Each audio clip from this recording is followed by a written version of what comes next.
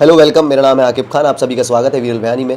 अपने काम से सबके दिलों पर राज करने वाले बलराज आज हमारे साथ। बहुत बहुत स्वागत है बलराज। थैंक यू भाई, थैंक यू सो मच। आप आए स्पेशली।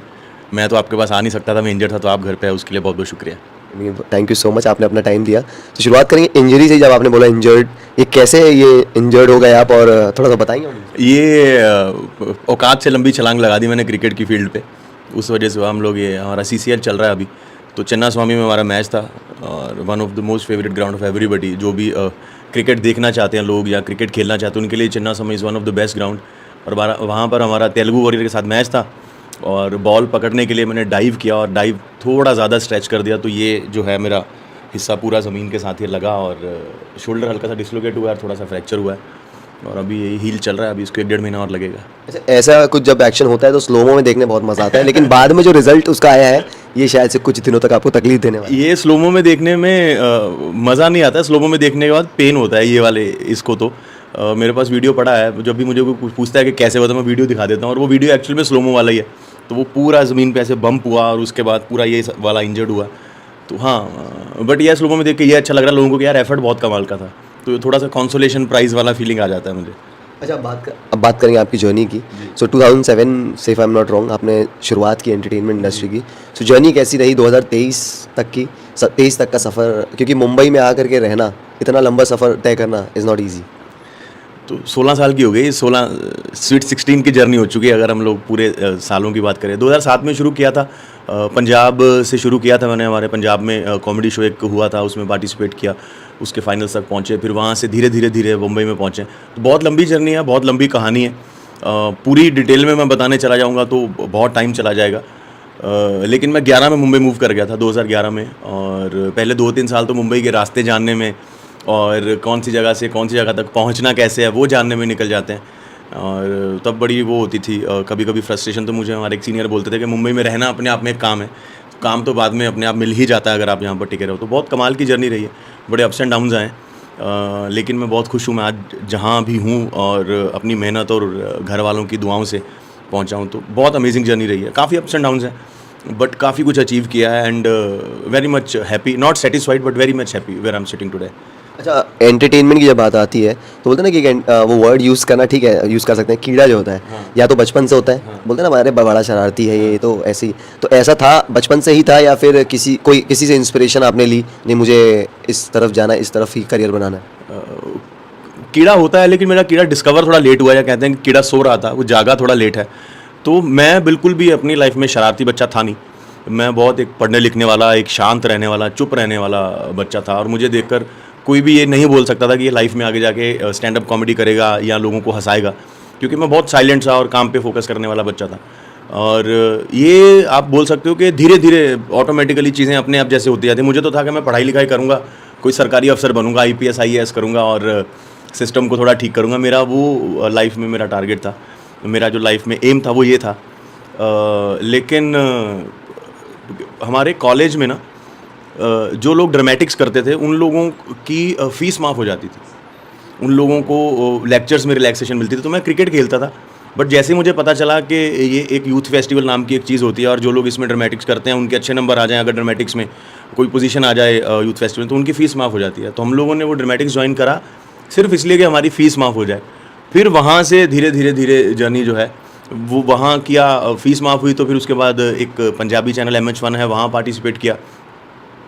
वो शो इतना ज़्यादा हिट हो गया, इतना हिट हो गया कि 12-13 का TRP था उसका। तो आपको हर गली नुक्कड़ दूसरे शहर के लोग जो है वो पहचानते थे। लेकिन प्रॉब्लम ये थी कि आपके पास पैसे नहीं थे। आप अब सेलिब्रिटी तो बन चुके, लेकिन आप गरीब सेलिब्रिटी हो, आप मतलब क्या बोलते हैं वो कड़की वाले सेलिब्रिटी हो। तो लोग आपको पहचान तो रहे हैं, लेकिन आपके पास वो वाला स्टारडम नहीं है कि आपके पास गाड़ियाँ हों, आपके पास सिक्योरिटी वाले हों, ब्रांडेड कपड़े हों। तो हम लोग कभी, मुझे याद है मेरे पास एक LML वेस्पा होता था पूरा ब्लैक कलर का, उसका एक बार पेट्रोल खत्म हो गया, तो मैं रोड के ऊपर ऐसे स्कूटर को वो टेढ़ा करके स्टार्ट करते ना, वो ये स्कूटर में ही होती थी चीज़। तो मैं वो स्टार्ट कर रहा हूँ, और बगल से एक बस जा रही थी स्कूल के बच्चों की, तो वो देख के मेरे को ऐसे टॉन्ट मारे थे कि वो देखो MH1 का स्कूटर बंद हो गया। तो स्टार्टअप तो आ गया था, लेकिन वो पैसे नहीं थे। वो धीरे धीरे वहाँ पर करते करते फिर मैंने गोस्ट राइटिंग करनी शुरू की, क्योंकि लिखने का शुरू से शौक था। तो गोस्ट राइटिंग करते करते पैसे आने शुरू हुए, तो नाम नहीं मिलता था। तो ये काफ़ी सारी चीज़ें थी। बट इवेंचुअली 2011 में मुंबई मूव करा, आके यहाँ पर कॉमेडी का महामुकाबला स्टार प्लस पे एक शो होता था, वो जीता, राजू भाई के साथ में टीम अप था उसमें, वो शो जीता। उसके बाद फिर कॉमेडी सर्कस करा, फिर धीरे धीरे धीरे एंटरटेनमेंट की रात, खतरों के खिलाड़ी, जितने भी सारे शोज़ हैं वो सारे किए, पंजाब में कुछ फिल्म्स लिखी, तो फिर यहाँ तक पहुँचे। वो जो कीड़ा वाला था वो ऐसा कुछ ना तो कोई इंस्पायर करता था मुझे, क्योंकि मेरा ध्यान 101% जो था वो पढ़ाई की तरफ था। जो पढ़ेंगे लिखेंगे और ज़िंदगी में कोई अच्छी नौकरी करेंगे और कुर्सी पे बैठ के थोड़ा सिस्टम को चेंज करेंगे, पूरा गंगा जल वाला फील था अपना लाइफ का। लेकिन वही है कि डेस्टिनी ने कुछ आपके लिए प्लान किया होता है, तो ये किस्मत का लिखा हुआ मैं हमेशा मानता हूँ कि किस्मत ने लिखा हुआ था और वो ऑटोमेटिकली रास्ता बनता गया। और जब तक मुझे एहसास हुआ कि मैं इस काम के लिए बना हूँ, तब तक मैं मुंबई पहुँच चुका था। तो फिर उसके बाद तो मेहनत ही है, मेहनत ने आगे हेल्प करा। लेकिन कलाकार के पास भी वो टैलेंट होता है सिस्टम बदलने का, क्योंकि ज़रूरी नहीं कि आप, नो डाउट यूपीएससी एक सबका ड्रीम होता है, बट कलाकार के पास भी वो पावर होता है सब कुछ बदलने का। कलाकार के पास हाँ, सिस्टम तो नहीं बदल सकते खैर हम लोग, मैसेज हम लोग, चीज़ें ये है कि हम लोग अगर कुछ बोलते हैं तो वो जल्दी सुना जाता है, क्योंकि सोशल मीडिया आ चुका है आज की डेट में। आप जैसे लोग हैं, अगर हम कोई चीज़ बोलते हैं ऐसी, तो आप लोग उसको उठा के लोगों तक उसको डिलीवर कर देते हो, या हमारे अपने सोशल हैंडल से वो चीज़ें पहुंच जाती हैं। तो हाँ, एक कलाकार होने के नाते, एक सेलिब्रिटी होने के नाते आप क्या बोलते हो लोगों का उस पर ध्यान रहता है, तो इसलिए बड़ा सोच समझ के बोलना पड़ता है। बट हाँ, जैसे मुझे याद है कुछ एयरलाइंस की अगर हमें प्रॉब्लम्स हो जाती हैं, मेरे को एयर इंडिया की फ़्लाइट बहुत डिले हो गई थी एक बार और उन्होंने बहुत मिसट्रीट किया था, तो वो ट्वीट किया था तो इंस्टेंटली आपकी सुनवाई हो जाती है आजकल। तो मेरा एक एयर कनाडा के साथ एक इशू हुआ था बैगेज क्लेम का, तो वो सिर्फ ट्वीट ही करते हैं, तो वो सिस्टम, उन लोगों को दिक्कत हो जाती है कि यार अगर ये चीज़ बाहर निकल गई तो इनके जो फॉलोअर्स हैं, चाहने वाले हैं, वो भी शायद उनके सामने रेपुटेशन ख़राब हो जाएगी, या वैसे भी सिस्टम आपकी सुन लेता है। बट आज की डेट में अदरवाइज़ मुझे लगता है कि सोशल मीडिया का इतना पावर बढ़ गया है कि अगर एक लेमैन भी कोई चीज़ को ट्वीट करता है तो वो सिस्टम तक पहुंच जाती है। वैसे आप लोग पहुंचा देते हो। बिल्कुल सही कहा। अच्छा, एक और कहावत है ना कि फर्श से अर्श तक ये इंडस्ट्री तुरंत पहुंचा देती है जी। और अर्श से फर्श तक भी ले आती है। जी, देखिए, मैं हमेशा ये बिलीव करता हूँ भाई के फ़र्श से अर्श तक भी आपको ऊपर वाला ही पहुँचाता है और ऊपर से नीचे भी आपको वही लेके आता है। और अगर आप अपनी चादर के हिसाब से पैर पसारते हो, अपने जो आपकी लिमिट है, जो आपकी सेविंग्स हैं, या जो आपका एक दायरा है, उसको उतना स्ट्रेच करो। ये एक इलास्टिक है, लेकिन उसको उतना स्ट्रेच करो कि वो टूटे ना। अगर तो आप सब चीज़ों को बहुत अच्छे तरीके से मैनेज करके चलते हो तो आप फर्श पर आते नहीं हो। बाखुदा अगर किसी की आपको बद्दुआ लगी हो या आपकी नसीब में ही लिखा हो ऐसा कुछ होना है। अदरवाइज़ जो भी लोग अर्श से फर्श पे पहुँचे हैं, उसमें बहुत सारे ऐसे डिसीजंस रहते हैं लाइफ के अंदर जो वो लोग बाद में रिकवर करने के बाद किसी इंटरव्यू में बताते हैं कि ये गलतियाँ हुई थी। सो बात इंडस्ट्री की नहीं है, हमारी इंडस्ट्री शोबिज़ है। शोबिज़ में जो हेल्दी दिखेगा, अच्छा दिखेगा, जो लोगों को मैनेजेबल दिखेगा, सेलेबल दिखेगा, अप्रोचेबल दिखेगा, वही चलता है। और उसी दौरान बहुत जल्दी जब लोग स्टार बन जाते हैं, कभी कभार कुछ ऐसी गलतियां कर बैठते हैं जो शायद नहीं करनी चाहिए, या कभी कभी छोटी सी गलती जो है वो बहुत तूल पकड़ जाती है, नसीब ख़राब हो तो। अदरवाइज़ आपको फर्श से अर्श तक पहुंचाने वाला भी ऊपर वाला ही है और वहाँ से नीचे लाने वाला भी ऊपर वाला ही है, और कोई मुझे नहीं लगता। या आपके चाहने वाले हैं, और चाहने वाले भी आपके भगवान ही होते हैं। अगर आप कभी आ सकते हो तो आपकी अपनी गलतियाँ या आपका अपना जो है नसीब लेके आ सकता है। इंडस्ट्री जो है हमेशा देती ही है, इंडस्ट्री लेती नहीं है। इंडस्ट्री अगर लेती है तो वक्त लेती है, आपके सब्र का इम्तिहान लेती है। अदरवाइज़ हमारी इंडस्ट्री ने हमेशा सबको दिया ही है, और ये तो वैसे ही बदनाम ज़्यादा हो जाती है क्योंकि नज़रें बहुत ज़्यादा होती हैं हम लोगों पे। हर नुक्कड़ पे 50-50 कैमरा लगे हुए हैं हमारे लिए। सरकारी सीसीटीवी तो है ही, बाकी और भी बहुत सारे कैमरास फॉलो करते हैं, तो एक छोटी सी चीज़ जो है वो बड़ी बन के बाहर आ जाती है। वरना इंडस्ट्री हमेशा देती ही है हमें। अच्छा, कभी अपने मन को मारा है रहने के बाद भी? हाँ, बहुत बार मारा है भाई। मन मारना पड़ता है। अगर आप मन नहीं मारोगे तो मर जाओगे। मन तो चंचल है, मन तो बहुत बार ऐसी चीज़ें करने को बोल देता है जो आपको नहीं करनी चाहिए, जो सिस्टम के भी खिलाफ हैं, जो आपके सिस्टम के भी खिलाफ होती हैं। तो मन तो, अगर आप अपना मन नहीं मारते हो तो मुझे ऐसा लगता है कि आप बहुत जगह अपना नुकसान भी करा सकते हो। मैंने तो बहुत मन मारा है। मैंने बहुत बार अपने आप को कंट्रोल किया है। बहुत बार कभी गुस्सा आ जाता है कुछ चीज़ों पे तो मन मार लेते हैं, यार जाने दो, क्यों झगड़ा करना है, ठीक है सामने वाला गलत है, छोड़ो, क्या फ़ायदा। कभी कभार जब शुरू में याद है मुझे, वन बेडरूम में रहते थे, 8-9 लोग रहते थे, तो मन करता था कि इंडिपेंडेंट घर ले लें, पर तब ऐसा होता था कि यार पोटेंशियल काम का इतना नहीं है कि ऐसा ना हो कि खर्चा बढ़ जाए और 2 महीने बाद 3 महीने बाद काम नहीं मिलेगा तो फिर क्या करेंगे। तो इसलिए शेयरिंग में ही रह लेते हैं। और गाड़ी मैंने बहुत लेट खरीदी है, काम करने के करीब 5 साल बाद मैंने गाड़ी खरीदी है। मुझे लोग बोलते थे कि यार तेरे को लोग पहचानते तो ऑटो में घूमता था। मैं बोलता हूँ मुझे एक बार, मैं जब खरीदूँ तो अपनी पसंद की खरीदूँ, अपनी ज़रूरत के हिसाब से नहीं खरीदूँ। तो तब भी थोड़ा मन दबा के रखना पड़ता था। तो बहुत बार ऐसा होता है मन मारना पड़ता है लाइफ में, और एक आर्टिस्ट को तो मारना पड़ता है भाई। बहुत जगह ऐसा होता है कि मन बहुत कुछ कभी कभी मन मारने को भी करता है, लेकिन तब भी हम लोग मन मार लेते हैं कि छोड़ो जाने दो, क्यों ऐसा करना है। टेलीविजन में डेली सोप की तरफ क्यों नहीं आपने अपना रुख मोड़ा? डेली सोप भी आज के टाइम में लाइक अगर बात करें टेलीविजन में तो एक बहुत स्टेबिलिटी देता है, लेकिन आपने क्यों नहीं सोचा उसकी तरफ? यार देखो, स्टेबिलिटी तो माइंड स्टेबल है आपका तो लाइफ में स्टेबिलिटी वैसे ही आ जाती है। स्टेबिलिटी तो लाइफ में मेरे है। जब मैं नया नया मुंबई आया था ना भाई, तब मैं डेली सोप्स करना चाहता था, लेकिन तब मुझे बहुत कुछ अच्छे रोल्स ऑफर नहीं हुए, या मैं न्यू कमर था तो मुझे अच्छे रोल ऑफर करेंगे क्यों। ऑडिशंस देते थे हम लोग, तो शायद वो ऑडिशंस में आए, शायद कोई अच्छे रोल क्रैक नहीं कर पाया। और उसके बाद जब मुझे रियलिटी शोज़ मिलने शुरू हुए तो मुझे डेली सोप की तरफ जाने का मन करा नहीं, क्योंकि जो फ्रीडम रियलिटी शोज़ में मिलता है, नॉन फिक्शन में मिलता है, आप हफ्ते में 2 दिन 3 दिन काम करते हो, at the end of the day जो है आप उतने ही पैसे बना लेते हो, और फ्रीडम भी है आपके पास। आप बाहर छुट्टियां मना सकते हो, आप इवेंट्स कर सकते हो। आपके मेरे जो दोस्त हैं जो डेली सोप करते हैं, वो महीने में 28 दिन शूट करते हैं, 14 घंटे शूट करते हैं। मैंने उनको देखा हुआ है, और ये भी एक रीज़न है। और मेजर रीज़न ये है कि जब मैं करना चाह रहा था तब शायद मुझे मिले नहीं, और अब मुझे शायद इसलिए नहीं मिलते कि अभी ये करे, ये तो नहीं करेगा यार, ये तो मना ही कर देगा। क्योंकि मैं जनरली जो है, आप करना चाहते हो? देखो, काम को मैं कभी भी मना नहीं करता। मैं लाइफ में हमेशा ये मानता हूँ कि हम कभी इतने बड़े नहीं होते कि हम बोल देंगे मुझे नहीं करना है। हम चूज़ करते हैं कि मुझे ये करना है, ये मुझे सूट करता है, ये मुझे सूट नहीं करता है। जितने भी कास्टिंग वालों से यहाँ मेरी बात होती है तो उन लोग बोलते हैं कि यार हमको लगता है आप करोगे नहीं। और पॉइंट ये है कि उस पोटेंशियल वाला रोल आपको मिलना भी चाहिए, क्योंकि डेली सोप के अंदर जनरली जो है, मैं हमेशा ये मानता हूँ, मैंने जब राइटिंग शुरू की थी तो मैं अपनी पहली फिल्म के लिए नॉमिनेट हुआ था पंजाबी फिल्म फेयर में as a best dialogue writer. जब मैंने रियलिटी शोज़ भी करने शुरू किए तो मेरी एक इंडिपेंडेंट पहचान बनी। जब मैंने पहला रियलिटी शो किया था कॉमेडी का महामुकाबला, उसका मैं विनर बन के निकला था बाहर। तो मैं हमेशा ये सोचता हूँ कि मुझे जो भी काम ऑफर हो वो रिकॉग्नाइजेबल होना चाहिए, उस रोल में इतना पोटेंशियल होना चाहिए कि कल को अगर उस कैटेगरी के 5 लोग काम कर रहे हैं तो अगर नॉमिनेट होते हैं तो उसमें से एक मेरा भी रोल ऐसा होना चाहिए, एटलीस्ट पोटेंशियल वैसा होना चाहिए उस रोल का।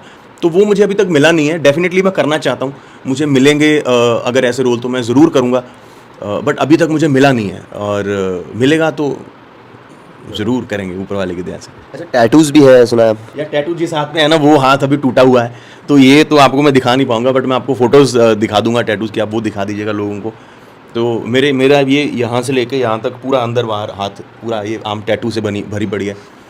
मैंने पहला टैटू जो है वो बनवाया था क्योंकि मुझे घूमने का बहुत शौक़ है, और मैंने पहला ट्रैवल टैटू बनवाया था अपने इस हाथ पे, यहाँ पर इस साइड में। उसमें एक ग्लोब बना हुआ है, ग्लोब के ऊपर मैं बैठा हूँ, और आसमान में से एक माइक निकला हुआ नीचे, मैंने पीछे बैकपैक रखा हुआ। तो वो टैटू का ये थीम था कि ये ऊपर वाला बस मेरे को आवाज़ देता रहे, मुझे कंटेंट देता रहे, वो मैं लोगों तक पहुंचाता रहूं, और पूरी दुनिया तक पहुंचाऊं, और साथ साथ पूरी दुनिया घूमूं। फिर उसके बाद मैंने शादी से पहले मम्मी का टैटू बनवाया था यहाँ पे, और मेरी चाची का बनवाया था, एक मैंने इधर जैपनीज़ लैंडस्केप बनवाया। तो ये 4 टैटू बने हुए हैं, तो ये भर चुके हैं। तो उसके बाद थोड़ा ब्रेक लगा दिया। बहुत मन था और बनवाने का, मुझे लगा भी थोड़ा बॉडी लिमिटेड सी बॉडी है, ऐसा ना हो कि बहुत जल्दी मैं भर दूं। तो ये 4 टैटू मैं आपको दिखा दूंगा अभी, क्योंकि मैं दिखा नहीं सकता तो आपको एक्सप्लेन करके भी कुछ डिटेल समझ आएगा नहीं, बट ये पूरा हाथ भरा हुआ है टैटू से। मैंने इनफैक्ट जब मेरी शादी होने वाली थी, तो क्योंकि ये मेरा टैटू सबको पता था कि मेरा ही टैटू है, तो मैंने दीप्ति के साथ, दीप्ति का चेहरा नहीं दिखाया था, खाली उसका आधा फेस और ये टैटू वाला अपना हाथ रिवील किया था। लोगों को समझ में आ गया था कि भाई साहब का कुछ तो प्यार मोहब्बत चल रहा है, और इसका कुछ तो सीन होने वाला है। तो डेफिनेटली लोग टैटू मेरा रिकॉग्नाइज़ करते हैं, क्योंकि डिफरेंट टैटू हैं सारे। और मैं आपको दिखाऊंगा, मेरे पास फ़ोन में भी है, आई शो। अच्छा, अभी के टाइम में अगर कौन सा एक ऐसा एंटरटेनमेंट रियलिटी शो है जो आप दिल से करना चाहते हैं? देखो, मैं नहीं बताऊंगा, क्योंकि अगर मैं बताऊंगा, मैं हमेशा हर इंटरव्यू में बोलता हूँ, जब आप बता देते हो ना तो आपकी नेगोशिएशन की पावर चली जाती है। तो डेफिनेटली कुछ भी अच्छा जो भी चल रहा है अगर मेरे पास आएगा तो मैं करूँगा। बिग बॉस ही रहते हैं यार। मैं फिर वही बात है कि मैं क्यों बोलूँगा नहीं करूँगा, या मैं क्यों बोलूँगा मैं करूँगा। अगर मैं बोलूँगा नहीं करूँगा तो बिना बात के लोग ऑफेंड हो जाते हैं। अगर मैं बोलूँगा मुझे करना है तो मेरी नेगोशिएशन पावर चली जाती है। मैं 1-2 बार करने भी वाला था, लास्ट ईयर शायद मैं करता, लेकिन मेरा फिल्म का डेट जो है वो क्लैश हो रहा था बिग बॉस के स्केड्यूल के साथ। मुझे फिल्म करने जाना था और मेरा वीज़ा डिले हो गया, उस चक्कर में मेरा डेट ही इतना क्लैश हो गया कि मैं कर ही नहीं पाया। अदरवाइज़ मैं बात तो मेरी 2-3-4 बार हो चुकी है, बट चीज़ें, क्योंकि बिग बॉस एक ऐसा शो नहीं है कि आपने साइन कर आपने कर लिया, उसके लिए आपको बाकी पूरी दुनिया से जो है वो अपना रिश्ता तोड़ना पड़ता है, पूरी दुनिया से, घर वालों से, फ़ोन से, आउटर वर्ल्ड से, सब चीज़ों से। वो एक तरीके से आपको 3-4 महीने के लिए अलग जहान में लेके चले जाते हैं। तो उसके लिए बहुत सारी चीज़ें ऐसी होती हैं, आपको देखना होता है कि आपके वो वाले टाइम लाइन के अंदर वो चीज़ें तो नहीं आ रही हैं, तो वो भी एक बहुत मैटर करता है। तो जब ये सारी चीज़ें मैच कर जाएंगी, वो वाला टाइमलाइन पूरा फ्री होगा, उतने अच्छे पैसे मिल रहे होंगे और उनको मेरी उतनी अच्छी ज़्यादा ज़रूरत होगी, तो ये सब चीज़ें जब मैच कर जाएंगे तो डेफिनेटली घर के अंदर तो मैं वैसे बहुत बार गया हूँ, 5-7 बार गया हूँ मैं घर के अंदर। 4-5 बार तो मैं एक सीज़न में तो मैं 5-6 बार चला गया था अपने शो को प्रमोट करने के लिए। एंटरटेनमेंट की रात करते थे, मेरे को तो सलमान भाई ने एक वीकेंड पे बोल दिया था कि इतना तो मैं नहीं आता हर हफ्ते जितना तुम लोग आ जाते हो।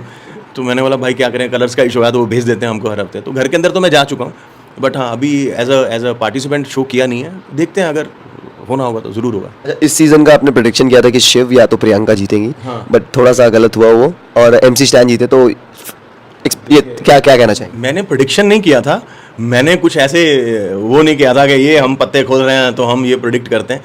मुझे किसी ने पूछा था कि सबसे स्ट्रॉन्ग कंटेंडर कौन लग रहे हैं आपको, तो मुझे प्रियंका और शिव लग रहे थे क्योंकि वो बहुत कमाल खेल रहे थे। लेकिन एक चीज़ और बहुत मैटर करती है कि इसमें वोटिंग भी होता है, फैंस भी होते हैं, और जिसको सबसे ज़्यादा वोट मिलता है वो जीत जाता है। और MC स्टैन के आई थिंक सबसे ज़्यादा फैंस हैं, और यूथ स्पेशली उसको बहुत फॉलो करता है, तो उसको भर भर के वोट मिले और वो जीत गया। और विनर जो है वो हमेशा डिजर्विंग ही होता है, क्योंकि आप सिर्फ अपनी गेम से नहीं जीतते हो, आपके चाहने वाले भी उतने होने चाहिए, आपको उतने वोट्स भी मिलने चाहिए, और ये सारी चीज़ें जब एक साथ इकट्ठी होती हैं तब आप जीतते हो। और प्रेडिक्शन नहीं था, बट मुझे लगा था ये दोनों बहुत स्ट्रॉन्ग है, क्योंकि Shiv already Marathi Bigg Boss में बहुत कमाल का करके गया हुआ था और प्रियंका बहुत स्ट्रॉन्ग लग रही थी घर के अंदर।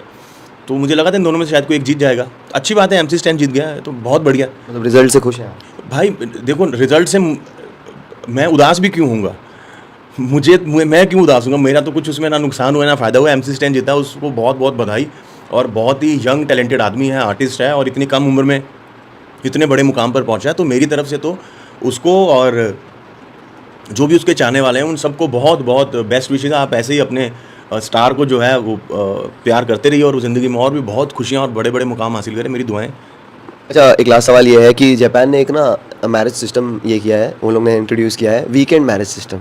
मतलब वीकेंड में पति पत्नी साथ रहेंगे, बाकी दिन अपने अपने अलग अलग रहेंगे। ये तो अय्याशियाँ उड़ाने का एक कुछ नया साधन बन गया है। ये किस तरीके की शादी हुई? 5 दिन पति पत्नी अलग रहें और सैटरडे संडे एक साथ रहें? वीकेंड पे मुझे लग रहा है ये मैरिज सिस्टम नहीं है, ये शायद उनका वो कम्युनिटी सर्विस टाइप है। वो 5 दिन आप अपनी ज़िंदगी जियो और 2 दिन जो है आपको पनिशमेंट काटनी पड़ेगी। ये कब हुआ है ये शुरू? ये सक्सेस होगा कि नहीं, आपको क्या लगता है? इंडिया में भी होना चाहिए? इंडिया में होना चाहिए भाई। इंडिया में इसके सक्सेस होने से पहले इंडिया में शादियाँ अनसक्सेसफुल करानी पड़ेंगी ना। पहले तो जो अच्छी तरीके से लोग रह रहे हैं ऑलरेडी, पहले तो अगर वो बोलेंगे अपने घर में कि ये करना है तो पहले तो वो तलाक होंगे, फिर दूसरी शादी में सक्सेसफुल हो पाएगा नहीं हो पाएगा पता नहीं, पहली में तो नहीं हो पाएगा। हिंदुस्तान में तो इस तरीके का देखिए, हमारे यहाँ सोशल वैल्यूज़, फैमिली वैल्यूज़ बड़ी स्ट्रांग है, और हमारे यहाँ जो है शादी 7 जन्मों का बंधन बोल दिया जाता है। खैर, तो ये तो 7 दिन भी साथ में रहने ना दे रहे जापानी लोग, तो वो वर्कोलिक लोग हैं। मुझे ऐसा लगता है कि वो चाहते हैं कि 5 दिन पति पत्नी काम करें और सैटरडे संडे को छुट्टी मनाएं एक साथ। तो शायद वो रहेंगे भी अलग अलग क्या? हाँ, मतलब 2 दिन अपना साथ में रहेंगे, जब छुट्टी का दिन होगा पूरा 5 दिन कौन से घर में रहेंगे? अपने अपने घर में रहेंगे। मतलब उनको 3 घर चाहिए। सैटरडे संडे वो एक साथ रहेंगे, राइट, और 5 दिन अलग रहेंगे। तो वो 5 दिन अलग कहाँ रहेंगे? एक ही घर में अलग अलग रहेंगे? अब वो देखना पड़ेगा। यही तो बात है ना। इधर तो बॉम्बे में तो भाई एक घर नहीं मिलता, इधर तो मतलब इतने क्या रेट हो रखे हैं प्रॉपर्टी के, सोचो। इधर तो कामयाब नहीं हो पाएगा। यहाँ तो फिर पहले तो एक घर अपने लिए ढूंढो, एक अपनी वाइफ के लिए ढूंढो, उसके बाद सैटरडे संडे के लिए एक अलग घर ढूंढो, क्योंकि 5 दिन भैया तू अपने घर में, मैं अपने घर में, सैटरडे संडे फिर दोनों एक घर में रहा करेंगे। तो ये इससे शादियां तो पता नहीं, प्रॉपर्टी में काफ़ी बूम आ जाएगा, ब्रोकर और रियल एस्टेट वाले बड़े खुश हो जाएंगे, बट इधर तो ये पॉसिबल नहीं लगता मुझे। ठीक है, आपका आइडिया भी सही है। अच्छा, जाते थे फैंस को क्या मैसेज देना चाहेंगे, और कुछ हिंट देना चाहिए कुछ ऐसे कि क्या कुछ पाइपलाइन में है, क्या चीज़ें और आपकी तरफ से देखने मिलने वाली है हमें, और कितने जल्द देखने मिलने वाली? मैंने अभी एक फ़िल्म डायरेक्ट की है, और लास्ट ईयर उसका कनाडा में हमने शूट किया था, सितंबर अक्टूबर में।